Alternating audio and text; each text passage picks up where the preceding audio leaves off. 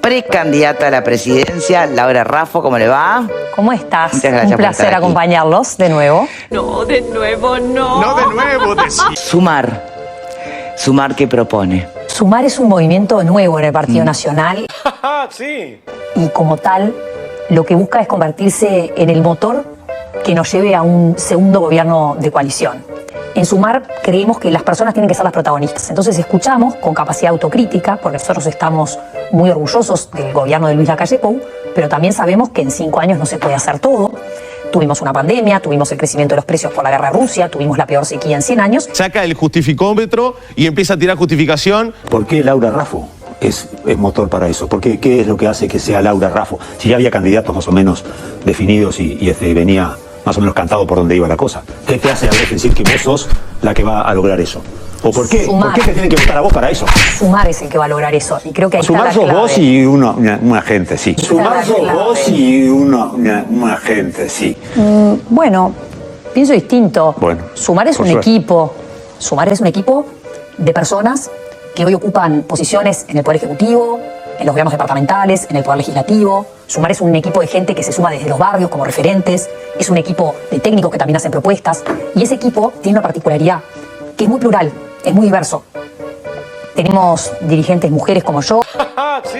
Hay dirigentes hombres, hay jóvenes, hay veteranos, hay representantes de todos los departamentos. Y precisamente yo creo que ese pluralismo, esa diversidad de opinión, hace que encuentres soluciones más ricas. Si vos te encerrás en un cuartito entre 5 que piensan igual para encontrar una solución, y bueno, con el balde puesto, todos llegamos a la misma solución. ¿En qué se diferencia tu candidatura con la de Álvaro Delgado, dentro del herrerismo, dentro del Partido Nacional?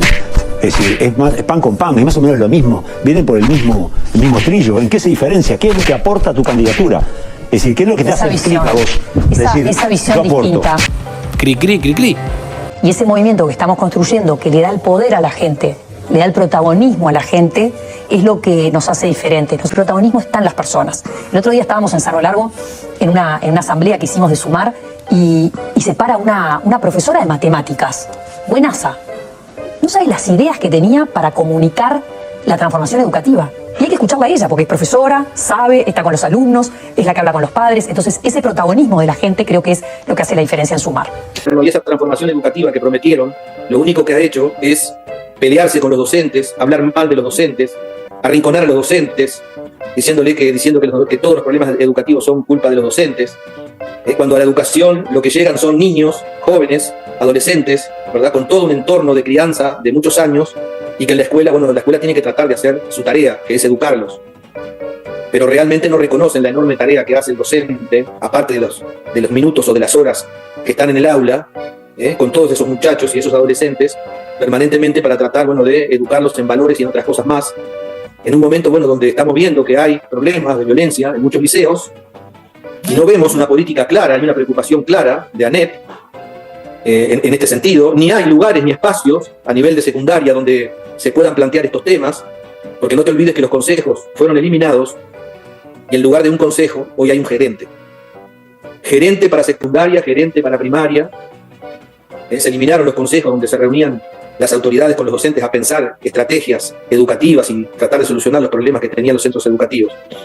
La LUC realmente ha sido muy negativa para la educación. Me preguntaba Laura si hay espacio para la autocrítica en Sumar también, porque estás hablando de una fase 2, de un gobierno 2, pero bueno, también a veces es bueno pensar en qué cosas, tú hablaste de la pandemia, hablaste de la guerra, son, digamos, no justificaciones, pero sí argumentos que escuchamos una y otra vez.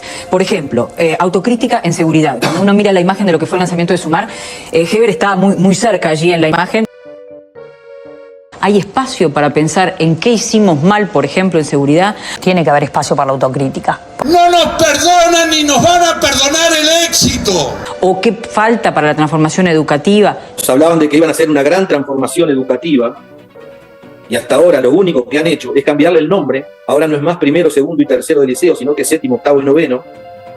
Y no han hecho otra cosa porque andan peludeando, ¿verdad?, con los programas, con los libros que todavía no están prontos, con la currícula de las materias que van a dar, hablan de las competencias, pero nadie sabe muy bien qué quiere decir. Las medidas que tomó la LUC fueron tomadas obviamente de medidas que vienen de nivel internacional de la década de los 90, donde la educación a nivel latinoamericano, por suerte en Uruguay no, porque Uruguay se opuso a esa reforma de los 90, hubo una fuerte mercantilización de la educación, que terminó en gravísimos problemas en muchos países, ¿no? Porque los recursos a la educación se le daban en función de metas, en función de logros, se le dio autonomía a los centros, cosa que está en la LUC, ¿verdad? Se le dio autonomía a los directores para que vean con qué docentes quieren trabajar de forma absolutamente discrecional, dejando de lado la transparencia. Todo eso lo que provocó es que los centros educativos, en lugar de estar preocupados y ocupados en la educación de los niños y de los adolescentes, en lo que estaban preocupados era en obtener logros y metas porque andaban atrás de la plata. Si tenías determinadas metas, te venía la guita. Y eso provocó una gran corrosión del sistema educativo, corrosión en las pruebas, corrosión en cómo se calificaban a los estudiantes, corrosión en las promociones. Y bueno, vino lo que también se está hablando ahora, hoy, con el tema de la repetición, ¿no? O sea, en esos centros educativos que andaban atrás de la plata porque tenían que tener buenos resultados, se promovían a los alumnos. Entonces, se facilitaba la no repetición, cosa que hoy en Uruguay la no repetición es, otra vez, gracias a la LUC, es una realidad. Por ejemplo, generación de empleo.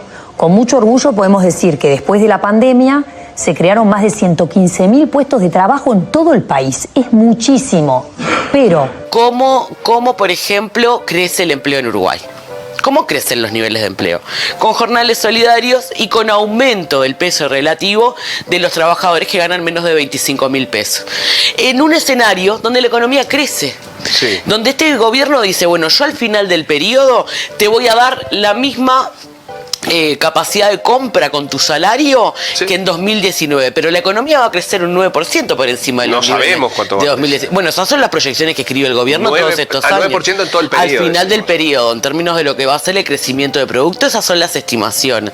Y les pedimos los fundamentos si el gobierno los da, que a mí me puedan convencer o no, es distinto, o que yo esté de acuerdo o no, porque eso sí tiene que ver con otras cuestiones. Ahora, lo que decimos es, en un escenario... ¿El aumento del empleo es insuficiente conforme el crecimiento económico? No, digo, me parece que hay que hablar de la calidad del empleo también, porque si yo, los jornales solidarios, por ejemplo, crece, pero es precario. Los jornales solidarios son 13.000 pesos por mes. El gobierno este año lo extendió hasta diciembre del año 24, es decir, que ya asumió que para seguir sosteniendo los niveles de empleo, en particular en el interior, no va a desarrollar otras políticas activas de empleo, sino que va a sostenerlo con jornales solidarios. Jornales solidarios son 13.000 pesos nominales. En la mano quedan 10.511. Sí, no es un... Bueno, esa gente es la que al final del mes termina yendo al comedor municipal, si tenés gurises. Pero antes no había claramente gente que iba al comedor municipal, había 400.000 personas que estaban en esa misma situación. Y ahora, con pandemia, con guerra, con sequía... Estás hablando de informalidad, que no es lo mismo que personas que ganan menos de un salario mínimo. Claro, menos de un salario mínimo nacional. Estamos hablando de otras cosas. Entonces, lo que digo es, está bien, uno puede decir, estamos mejor en términos de empleo, ¿a qué costo? Al costo de que en una economía que crece los salarios caen, los salarios se sumergen, los salarios precarizan, ¿no? Es eso en realidad lo que estamos viendo. Yo soy una persona, por ejemplo, que bajo los decibeles del ego cuando tengo que construir un acuerdo. Y también las cifras no mienten en cuanto a la reducción de todo lo que tiene que ver con robos, con rapiña, todos los delitos, todos, hasta incluido. Estás manejando un concepto equivocado. No son delitos. Gabriel, están pasando de denuncias. Gabriel. Pero se precisa. No. Lo que bajaron fueron las denuncias. Me parece que tú estás manejando información equivocada y no yo. Y con mucho gusto, luego de que termine la nota, te paso todos los números oficiales del Ministerio del Interior. Lo que se informa al Ministerio del Interior son denuncias, Laura. Denuncias. Gabriel. Denuncias. No estás manejando un concepto absolutamente te vas a poner en dueño de la verdad. No ponete en dueño de la verdad. No coincido información contigo. Falsa. No coincido. No es un problema de... No, perdón. No es un problema de coincidir. No es un problema de coincidir. Cuando el Ministerio del Interior sale a dar cifras, cuando sale a dar cifras dice, las denuncias cayeron, porque el propio Ministerio del Interior, a través de Sanjurjo, está tratando ahora sí de hacer encuestas de victimización, que son las que permiten determinar si el delito bajó, no las denuncias. Gabriel, si me permitís hablar, porque soy la entrevistada, entonces capaz que está bueno que yo también hable. Habla. Me parece totalmente desubicado que me digas que estoy manejando información falsa. No. Yo soy una persona, por ejemplo, que bajo los decibeles del ego cuando tengo que construir un acuerdo. Que tú no coincidas con las cifras que publica el Ministerio del Interior es un problema tuyo. A mí no me puedes decir que estoy manejando información falsa cuando es la información oficial del Ministerio del Interior. ¿Cuál es la información? Que tú no ¿Cuál es la información? Que a ti no... ¿Cuál es la información? ¿Cuál es? ¿Esto es una entrevista o vengo a hablar a que me hables en mal tono? No te hablo de mal tono. Bien, perfecto. Pero decime cuál es la información. Bueno, decime cuál es la información. Vamos a bajar dos cambios. ¿Cuál es la información? Las cifras que publica el Ministerio del Interior son las que te acabo de informar. ¿Pero qué son? ¿Delitos o denuncias? Pero... ¿Delitos o denuncias? Contestame eso, simplemente. Son delitos. Lo que te voy a volver a decir con absoluta firmeza, y lo voy a mantener, tanto en esta entrevista como en cualquier otra entrevista que me hagan, es que el nivel de inseguridad que teníamos en los gobiernos del Frente Amplio, con crecimiento absoluto de todas las cifras de delitos publicadas, era de un nivel tal que le hizo perder el gobierno al Frente Amplio.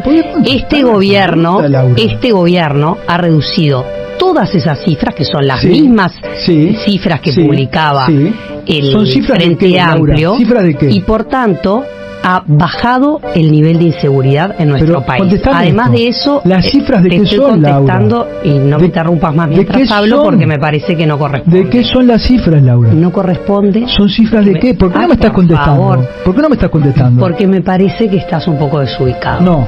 Sí. No, ¿vos sabés lo que pasa? Que te estoy poniendo en una situación en la que no me querés decir lo que son. Decime qué son. Pero, ¿cifras de qué, Laura? Desubicación. ¿Cifras de qué? ¿Son cifras de qué? ¿Por qué no contestás? ¿Son delitos o denuncias? Son las cifras de delitos que publica el Ministerio del Interior, y si a ti te molesta... Son cifras de denuncias. Son cifras de denuncias, no de delitos. Y si vos te quedas chupado después, para hablar corto y mal, te quedas chupado después de una reunión que salió mal, no vas a construir un acuerdo con nadie. El que se chupa pierde, ¿no? El que se calienta pierde, como dice. El que se calienta pierde. Y para... Yo me quedo un poco con esto que comparto con Laura, y creo que es un factor común de todos los blancos. Esto que tú mencionaste, la preocupación de fortalecer el gobierno. El gobierno es una cosa, el partido es una cosa, el gobierno es otra, y los blancos tenemos que concentrarnos y ocuparnos mucho en lo que es el partido. Por eso yo entiendo que el nombre Sumar calza justito en lo que se necesita en un partido nacional competitivo para la próxima elección. Yo creo que más oídos, más pies en el territorio, cuanto más lupas hayan, tú hablabas de la autocrítica y de perfeccionar unas cuestiones, bueno, cuanto más lupas hayan arriba de todos los que están siendo parte de esta gestión, creo que más positivo y más fortalecido sale el Partido Nacional. Lo dije hace un tiempo cuando se habló de este tema. Yo creo que cuanto más opciones el Partido Nacional tenga, es mejor, porque los principios y los valores son compartidos. Por eso estamos en un mismo partido ahora. Las afinidades pueden ser distintas, las ideas pueden tener matices. Lo que no puede pasar es que alguien que quiera votar al Partido Nacional no tenga identificación de con qué ni con quién. Así que me parece que el nombre calza perfectamente bien, y compartimos la preocupación y la ocupación de seguir ensanchando, porque comparto que justamente en lo que hay que pensar es en, bueno, cuáles son las medidas a profundizar para el próximo gobierno, que sin lugar a dudas tiene que estar encabezado por el Partido Nacional. Ese es un blanco. ¿Terminaste de tirar flores? No, es que tú hoy estás muy picante. No, sumar a nivel nacional y restar a nivel departamental, porque vos salirte de la... le sacaste un programita interesante. Que me pelearas, pero no importa. Alfredo. La pregunta del millón es esta. Estábamos esperando. ¿Qué vas a hacer? No, de ninguna manera. No te voy a preguntar delitos o denuncias. No, eso no. Perdóname. Si me lo preguntaras, no te lo voy a preguntar. Como tú lo preguntás en buen tono, no tendría ningún problema en contestarte. Ya sé que no. Escuchá una cosa, son denuncias aparte. Lo que te digo es... ¿Tú crees que yo no lo tenía claro? No. ¿Qué vas a hacer con el resto? Ay, por favor. Por favor.